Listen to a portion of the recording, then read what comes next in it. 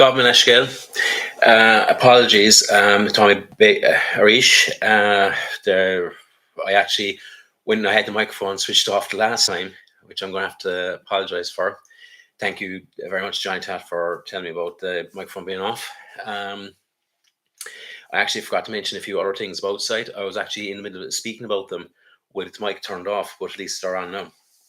Now, one thing that I'm hoping to do as well, which I started with first, is old books and transcribe them into an audio visual format. Now, the one I have done now at the moment is John Bonwick's Irish Truths and Old Irish Religions, which is written back in 1894.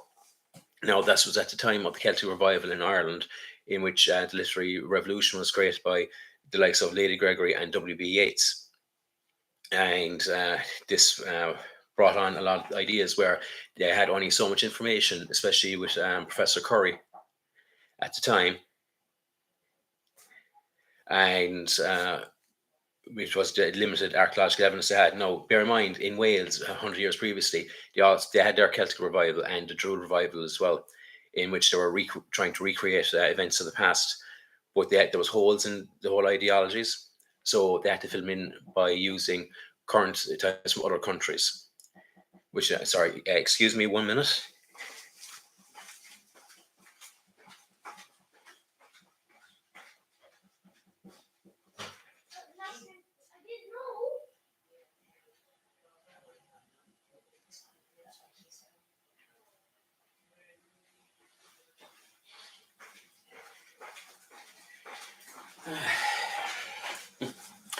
Oh, Goblin Ashkel Arish, my little shog. Tosh was locked out of the house, but the key was in the door for her to come in. Apologies again. Now, with that, what was I saying? Oh, yeah. Trained up with WBH. Now, that goes through what little archaeological evidence at the time, but it's interesting nonetheless because some of those ideas still survive. You know, a lot of them are still with neo-pagan ideologies, even though according to archaeology, there's nothing to do with it, but they're still utilized in modern Druidism. Now, bear in mind, right, you probably saw this on the video for the Kiltera Ogham Stone part, in which I have this map here.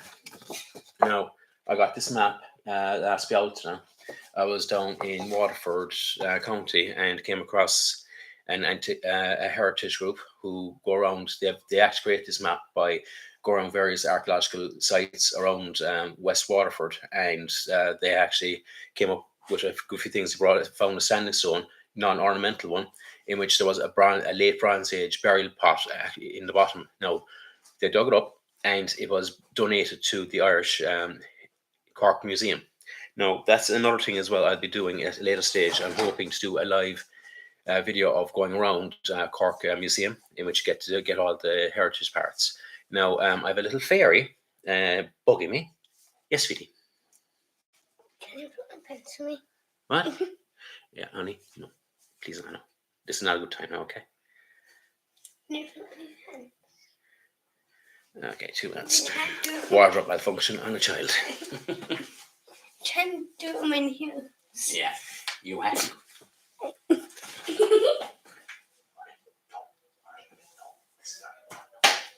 Hey, fine. And put my top down.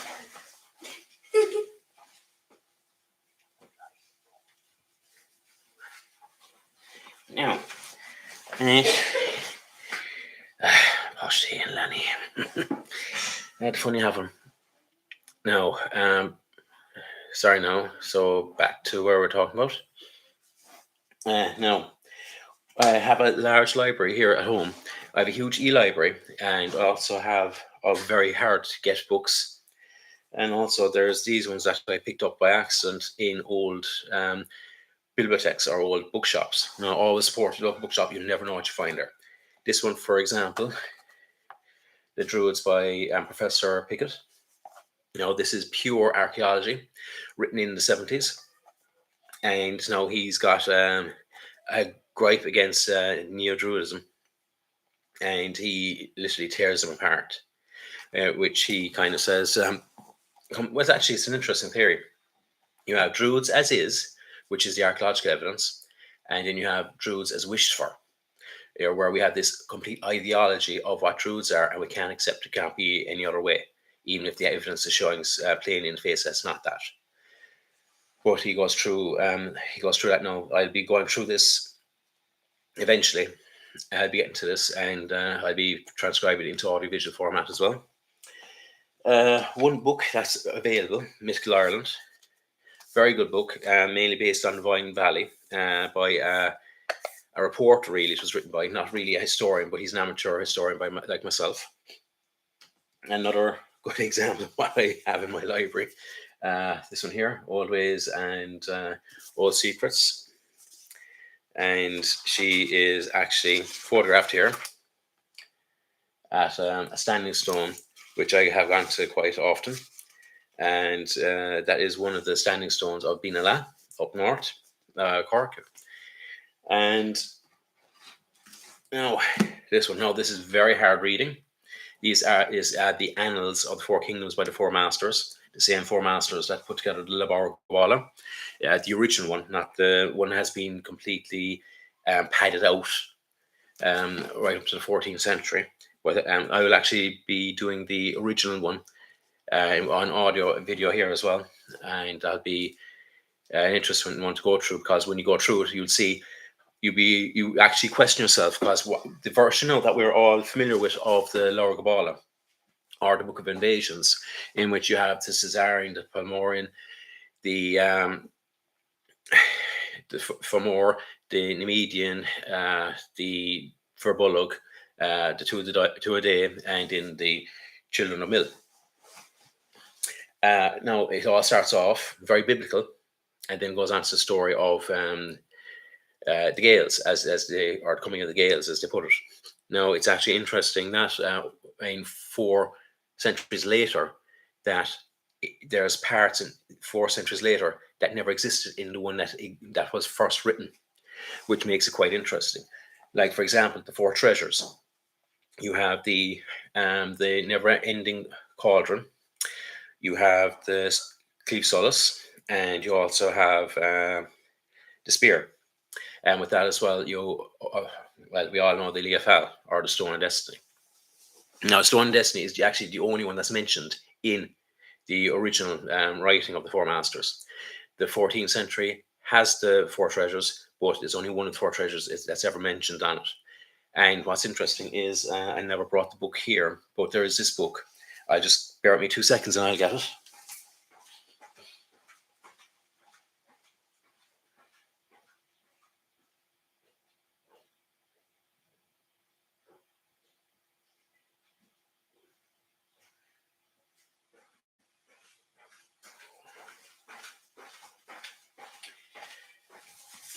You see, we have a vast library here.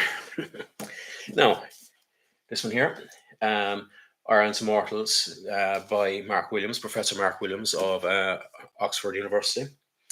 That one is actually quite a very interesting read. He actually goes through the manuscripts, and he actually dissects the manuscripts using archaeological evidence, and you get a complete different picture from his writing than what we are used to viewing in popular culture. Like, there's a lot of videos out there, and look, I'm guilty as well. Some of my videos are based on the manuscripts, and also how the manuscripts changed. Like, for example, with the Ohm stones in the Kiltara video. The Kiltara video showed that I went down there. No, they're 7th century, and it says, I can't remember what they are now because I don't have things with me. But it's from the son of some guy from the tribe of Lu. Now, all those 2 stones there were from someone from the tribe of Lu. Or is it the god Lu, or is it a famous warrior Lu? We don't know. That's one thing that has never been examined as of yet, but maybe someone has figured it out yet. We don't know. But the Ohm stones, now, like, even in the Ohm stones that are down the road in UCC, which I've been to, and they are massive in comparison to the ones I was out in Kiltara. Like, these ones where we talk about above my head height. Now, they have a list of names again, and they're based on 4th century right up to the 9th century. Now, Ohm is not an ancient language of the Druids. It is a language that was brought in because everything was orated. It was all oral stories. Everything was handed down from mouth to mouth. That was it. When the monastics or the traders from across in England or in North Africa, because there's been a lot of trade all around from Ireland, even though we're extremely rural communities back then, in comparison to now. That's only the last 100 years where we're more urbanized than rural.